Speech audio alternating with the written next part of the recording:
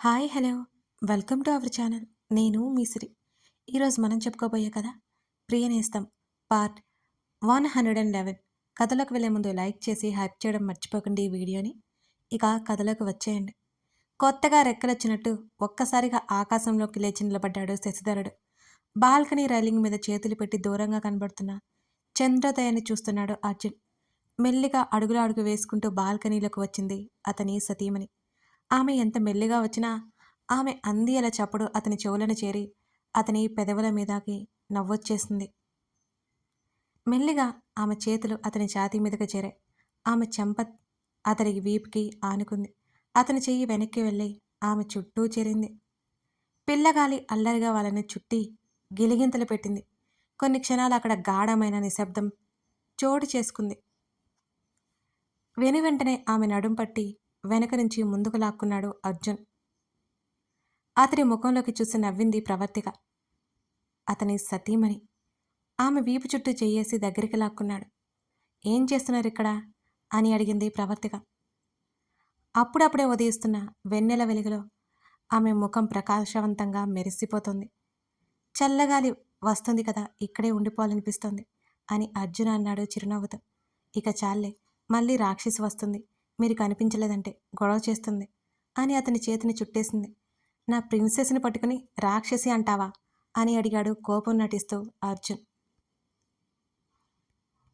అతడి ముక్కు పట్టుకుని మునివెలతో లాగి, ఈ రాక్షసుని రాక్షసుడు అంటారు, ఈ రాక్షసుడికి పుట్టిన దాన్ని రాక్షసి అంటారు, ఈ రాక్షసుల మధ్య నేను అమాయక పక్షిని అని టపటపా కనురెప్పలార్పుతూ ముఖాన్ని అమాయకంగా పెట్టి చెప్పింది ప్రవర్తిక.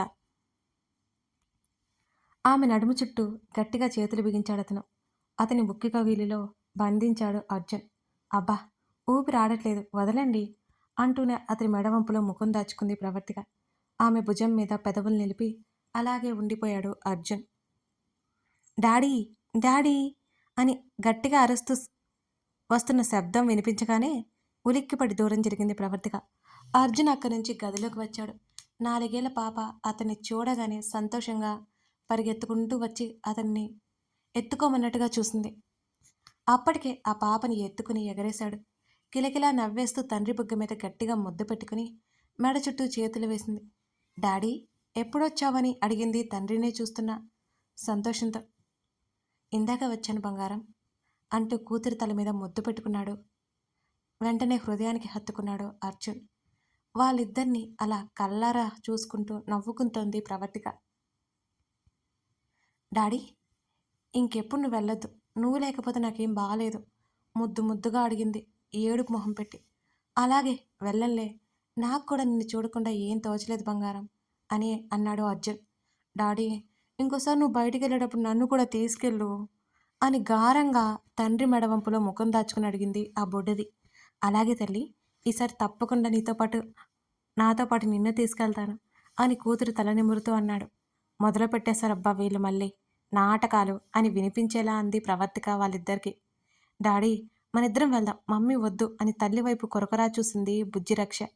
పాపం కదా, మమ్మీ ఒకటి ఎలా ఉంటుంది చెప్పు, మనల్ని చూసుకోవడానికైనా తీసుకెళ్దాం సరేనా అని అర్జున్ అనగానే హైఫై ఇచ్చింది సరేనంటూ.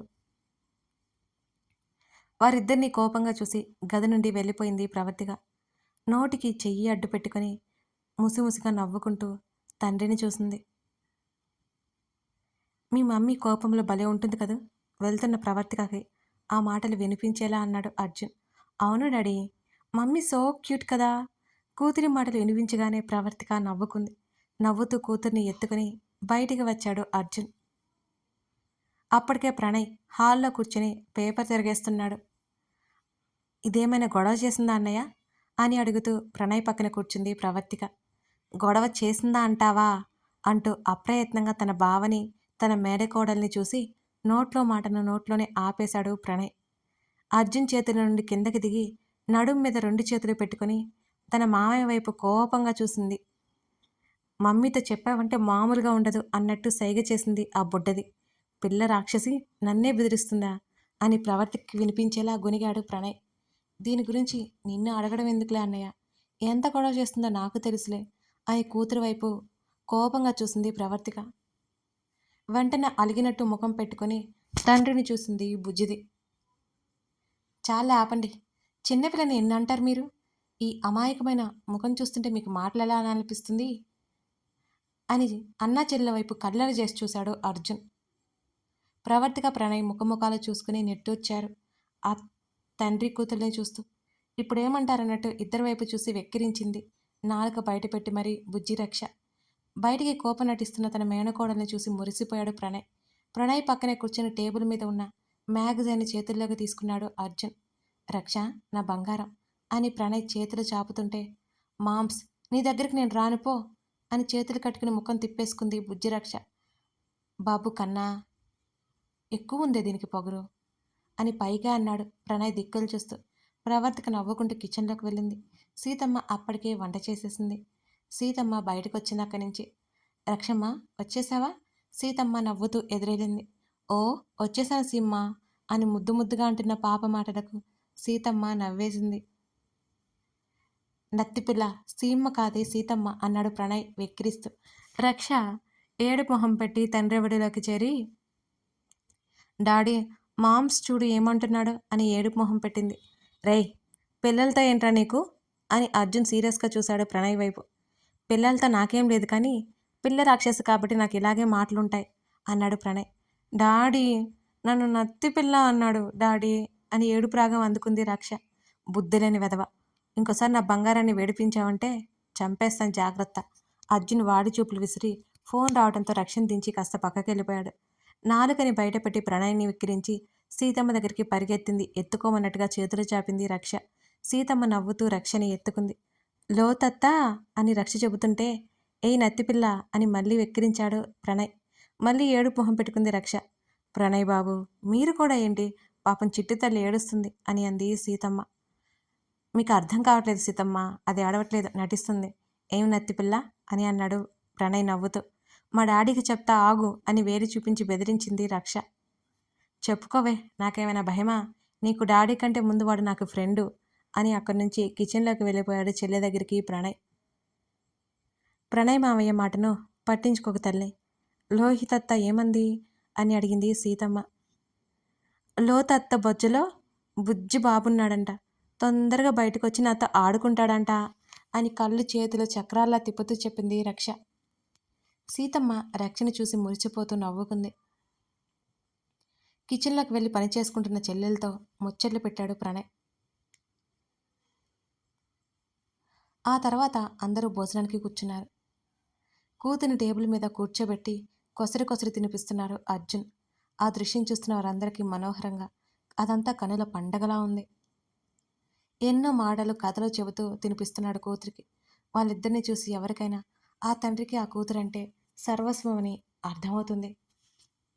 వాళ్ళని అలా చూసి అక్కడున్న ముగ్గురు మనసారా నవ్వుకున్నారు.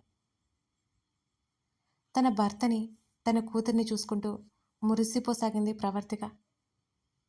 అప్రయత్నంగా ఆమె వైపు చూసిన అర్జున్ కళ్ళెగరేగా ఏం లేదన్నట్టు అడ్డంగా తల ఊపింది. బుజ్జి రక్షకు తినిపిస్తూ ఆమె వైపు చేతులు చూపించాడు. వద్దు, అందరూ ఉన్నారన్నట్టు కళ్ళతోనే అతనికి సంజ్ఞ చేసింది ప్రవర్తిక. అతను చిన్నగా నవ్వి ఊరుకున్నాడు. రక్ష అడిగే ప్రశ్నలన్నిటికీ అవన్నీ చూస్తుంటే ప్రణయ్కి తల తిరుగుతున్నట్టే ఉంది. బావా, ఈ పిల్ల రాక్షసి అని ప్రణయ్ చెప్తుండగానే తండ్రి కూతులిద్దరూ చురుగ్గా చూశారు. ప్రణయ్ బిక్కమొహం వేసుకుని ప్రవర్తిక వైపు చూశాడు. ప్రవర్తిక నవ్వింది. వాళ్ళతో నువ్వు గెలవలేవులే అన్నయ్య అన్నట్టున్నాయి ప్రవర్తిక చూపులు. అదే అదే, ఈ పిల్ల దేవత నోరు ఊరుకోదా అని ప్రణయ్ అడిగాడు. కొంచెం ఎక్కువైనట్లేదు అని అర్జున్ వెంటనే అన్నాడు. అరే, ఇది మరీ బాగుంది, ఏదన్నా మీతో గొడవేరా అని ప్రణయ్ వాపోయి అదోలా ముఖం పెట్టాడు. డాడీ, చెప్పరా అన్నాడు కూతుర్నే చూస్తూ అర్జున్. మామ్స్ని చూస్తుంటే మూవీలో చూసినట్టుంది అంది రక్ష ముద్దు ముద్దుగా. నిజమేనటే, ఏ హీరోలో ఉన్నాను నేను అని ప్రణయ్ తెగ ఎక్సైట్ అయిపోయాడు. నువ్వు మంచి పిల్ల రాక్షసివి అన్నాడు పల్లికిరిస్తూ. మూవీస్లో ఐస్ క్రీమ్ షాప్లో ఒక అంకుల్ ఉంటాడు. బుజ్జిబాబుకి ఐస్ క్రీమ్ ఇవ్వకుండా ఏడిపిస్తాడు. అలాగే ఉన్నావు అని అంది కళ్ళు తిప్పి చేతులతో సైగ చేస్తూ. ప్రణయ్ వికారంగా ముఖం పెట్టుకుని, బావా, నీ కూతురు నా పరువు తీస్తోందిరా అన్నాడు కోపం నటిస్తూ. డాడీ అంటూ తండ్రి చెంప మీద తన చిట్టి చేయి వేసింది. అప్పటికే రక్ష మాటలకి అందరూ నవ్వారు అక్కడున్న వాళ్ళు. నవ్వుతూ కూతురు వైపు చూశాడు అర్జున్. నేను చెప్పింది ట్రూ కదా డాడీ? మామయ్య అలాగే ఉన్నాడు కదా? చెప్పమన్నట్టు తండ్రి ముఖంలోకి ముఖం పెట్టి చూస్తూ అడిగింది రక్ష. అవును అలాగే ఉన్నాడు. డిఫరెన్స్ అస్సల్లేదు అని అర్జున్ కూడా అన్నాడు. కూతురి మాటలకు వంతపాడుతూ. నీతో నీ కూతురుతో మేము పడలేంలే బాబు. రవి, వీళ్ళని భరిస్తున్న నువ్వు మాత్రం గ్రేట్ రా అన్నాడు ఉక్రోషంగా ప్రణయ్. రేయ్ బుద్ధిలేదా నీకు? చిన్నపిల్లతో పోటీ ఏంటి నీకు? అని అర్జున్ వాడిగా చూపులు విసురుతూ అన్నాడు. ఇదిగో అర్జునానంద స్వామి, నీ కూతురు పెద్ద ఆరిందలా మాట్లాడుతుంటే నన్నంటావా నువ్వు? అని తిరిగి అన్నాడు ప్రణయ్. ఉఫ్ అని నిట్టూర్చాడు. డాడీ! రక్ష నువ్వాగు, తినేటప్పుడు మాట్లాడకూడదని నీకు ఎన్నిసార్లు చెప్పాలి? అని కూతురికి చెప్పి భర్తని కొరకొరా చూసింది ప్రవర్తిక. ఆ చూపులకు అర్థమేంటో తెలియని పతి సతిని అయోమయంగా చూశాడు. ఏంటి అన్నట్టుగా. లోహిత గురించి ప్రణయ్ని అడుగుతూ, సీతమ్మ, లోహితకి ఇప్పుడు నీ అవసరం ఉంది. నువ్వు లోహిత దగ్గరికి వెళ్ళు అని ప్రవర్తిక చెప్పింది. సీతమ్మకు కూడా కూతురు గర్భవతి అని తెలిసిన దగ్గర నుంచి లోహిత దగ్గరికి వెళ్ళి కూతుర్ని చూసుకోవాలనిపిస్తోంది మరి. కానీ ప్రవర్తిక పాపతో పనులు చేసుకోలేదని ఆగిపోతోంది. అదే విషయం అందిలా ప్రవర్తికమ్మ. కానీ నువ్వు ఒక్కదానివే కదూ అని చిన్నగా అంది సీతమ్మ. లోహిత దగ్గర నువ్వు ఉంటే బాగుంటుంది సీతమ్మ. పిన్ని అన్నారు. ఎంతైనా అమ్మవి కదా. లోహిత చాలా సంతోషంగా ఫీల్ అవుతుంది. నా కోసం ఊరి నుంచి ఒక అమ్మాయిని పంపిస్తారట. నా గురించి నువ్వేం కంగారు పడకులే అంది ప్రవర్తిక నవ్వుతూ. సీతమ్మ నిశ్చింతగా తల ఊపింది. పిల్ల రాక్షసి బాయ్ అన్నాడు ప్రణయ్. డాడీ అని రక్ష కేక పెడుతుంటే ప్రణయ్ నోరు మూసేశాడు. మనం మాట్లాడుకుంటుంటే మధ్యలో నీ బాబెందుకే అని కసిరాడు మేనకోడల్ని. ప్రణయ్ చేతిని చిన్నగా కొరకడంతో గబుక్కున చేయి వెనక్కి తీసుకున్నాడు. మా డాడీ అంటే నీకు భయం మామ్స్, నాకు తెలిసిపోయిందిలే అని నోటికి చెయ్యడ్డు పెట్టుకుని ముసిముసిగా నవ్వుకుంటోంది రక్ష. స్వీట్స్ ఫ్రూట్స్ బ్యాగ్ అంతా నింపేసి అక్కడికి వచ్చి సీతమ్మ చేతికి అందించింది ప్రవర్తిక. రవి, నీ కూతురు పిల్ల రాక్షసి అని అన్నాడు ప్రణయ్. కొత్త విషయం చెప్పన్నయ్యా అని అంది ప్రవర్తిక. మమ్మీ అని అరిచింది రక్ష ఏదో అర్థమైనట్టుగా. నిజమే ప్రవి, జాగ్రత్త నువ్వు అంటుంటే తనని అంటున్నారని రక్ష మూతి ముడుచుకుని ముఖాన్ని పక్కకు పెట్టుకుని చేతులు కట్టుకుని నిలబడింది కోపంగా. మరి ఆ బుజ్జిదానికి కోపం వచ్చేసింది. అబ్బో ఇప్పుడు అలిగిందన్నమాట అంటూ పాకెట్లో ఉన్న చాక్లెట్ తీసి రక్ష ముందు పెట్టాడు ప్రణయ్. నాకేం అక్కర్లేదు నీ బోడి చాక్లెట్ అనగానే ఆశ్చర్యంగా నోటి మీద చేయి వేసుకున్నాడు ప్రణయ్. రక్ష, ప్రవర్తిక సీరియస్గా కేక వేసింది. రక్ష నాలుగు కరుచుకుంది. ఏంటా వాటిలో? ప్రవర్తిక కోపంగా కసరడంతో ఏడుపు మొహం పెట్టుకుంది రక్ష. అరే రే ప్రవి, తెలియక అందులే అంటూ ఎత్తుకున్నాడు ప్రణయ్. ప్రణయ్ భుజం మీద వాలి అలాగే పడుకుంది అలిగి. అలాంటి మాటలు మాట్లాడుకోవద్దు రక్ష, సరేనా నాన్న అని ప్రణయ్ చెప్తుంటే అలాగే అన్నట్టు తల ఊపింది రక్ష. ఒకసారి పిచ్చి పిచ్చిగా మాట్లాడమంటే కొట్టేస్తాను ఇంకోసారి. ప్రవర్తిక కోప్పడ్డంతో ప్రణయ్ నుంచి దిగేసి తండ్రి గదిలోకి పారిపోయింది రక్ష. అయ్యో ప్రవి, కోపడకురా, ఏం తెలుసు చిన్నపిల్ల అని అన్నాడు ప్రణయ్. అదంతా నటనలే, భయం ఏ కోసాను లేదు దానికి నిట్టూర్చింది ప్రవర్తిక. సీతమ్మ ప్రణయ్ నవ్వారు. సర్లే మీరు బయలుదేరండి, బాగా రాత్రి అయిపోయింది. ఒకరోజు వీలు చూసుకొని మేము వచ్చేస్తాం అక్కడికి అని ప్రవర్తిక చెప్పింది. ప్రణయ్తో పాటు సీతమ్మ కూడా వెళ్ళిపోయింది. ప్రవర్తిక తలుపు వేసి గదిలోకి వచ్చేసరికి తండ్రి ఛాతీ మీద పడుకుని ఏవేవో మాటలు చెప్తోంది రక్ష. ప్రవర్తిక ఫ్రెష్ అయ్యి చీర మార్చుకొని కిటికీలు మూసేసి వచ్చింది. సంగీతం వింటున్నాడు అర్జున్ తన కూతురి మాటల్ని. తను పక్కన వాళ్ళని చూస్తోంది ప్రవర్తిక. అప్పుడు నేనేం చేశానో తెలుసా డాడీ అని రక్ష అడుగుతుంటే, నేను చెప్పనా నువ్వేం చేశావో ఉత్సాహంగా అన్నాడు అర్జున్. నీకెలా తెలుసు డాడీ అని అడిగింది రక్ష ఆశ్చర్యంగా కళ్ళు తిప్పుతూ. నాకు మ్యాజిక్ తెలుసు అని అర్జున్ అన్నాడు. అమ్మో నిజంగానా అని కళ్ళు గబుక్కున పెద్దవి చేసి లేచి కూర్చుంది. అవును అర్జున్ కళ్ళార్పాడు నవ్వుతూ. సరే చెప్పు నేనేం చేశాను అని అడిగింది ఆతృతగా. ఏముంది, ఇలా పిడికిలి బిగించి బంటి ముక్కు మీద కొట్టావు అంతేనా? I correct? అర్జున్ చెప్పగానే కళ్ళింకాస్త పెద్దవి చేసి నోటి మీద చేయి వేసుకుంది రక్ష. నేను ఇలాగే చేశాను డాడీ, నిజంగా నీకు మ్యాజిక్ తెలుసు. నేను ఎలా చేశానో అలాగే చెప్పావు అదే ఆశ్చర్యంతో అంది రక్ష. అవును నాకు మ్యాజిక్ తెలుసు, చెప్తాను కదా నేను ఆ విషయం అన్నాడు అర్జున్ భుజాలు కదిలిస్తూ. నువ్వు సూపర్ డాడీ. వావ్! నేను మా స్కూల్‌లో ఫ్రెండ్స్ అందరికీ చెప్తాను. మా డాడీకి మ్యాజిక్ తెలుసు. భలే భలే అని చప్పట్లు కొట్టింది రక్ష. అప్రయత్నంగా నవ్వుతూ కళ్ళు తిప్పి చూసిన రక్షకి ప్రవర్తిక కోపంగా చూస్తూ కనిపించింది. ఇప్పటివరకు వాళ్ళిద్దరూ మాట్లాడుకున్నవన్నీ మొత్తం తన తల్లి విన్నది. ఇప్పుడు మమ్మీకి కోపమొచ్చినట్టు కోపంగా చూస్తుంది. స్కూల్లో ఎవరినైనా కొట్టడం లాంటివి చేస్తే బాధపడతానని బెదిరించింది కూడా. అన్నీ గుర్తుకు రాగానే భయం భయంగా తల్లి వైపు చూసింది రక్ష. కథ కొనసాగుతోంది. ఎలా ఉందండోయ్ మన బుజ్జి రక్ష? మీకు నచ్చిందా? మీకు నచ్చితే కామెంట్ చేయడం మర్చిపోకండి. సరేనా? అలాగే లైక్ చేసి వీడియోని హైప్ చేయడం అస్సలు మరవకండి. Thank you for watching this video.